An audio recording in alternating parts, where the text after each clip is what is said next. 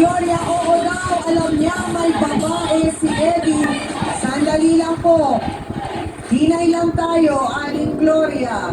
So bakit po ninyo nasabi na hindi kayo makapapayag na inaapi ang inyong pamangkin? Naapi po ba talaga si Ceci? Opo, inabi po talaga kasi ito si nagsumbong po sa akin na ito daw siya ito, yung matanda na to, sabi hindi daw niya magustuhan kasi walang modo, walang galang, mapili na kasi na-eret.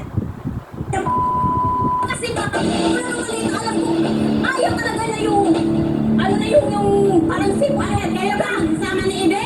Hindi! O, bakit? Ba't nanimasok ka sa buhay na may buhay? Wala, hindi ako nanimasok, nagsumbong. Api-api na lahat. Ceci, Bungat ka na lang mo yung ano? Paano ka igagalang? Paano ka igagalang? Na ikaw sinungaling ka? Ang ginawa mo sa kanya? Aling Gloria, sandali lang po. Gaano po katotoo na nahuli po ninyo si Eddie? Galing po ako sa palengke, ma'am. Mga alas 7 dumating po doon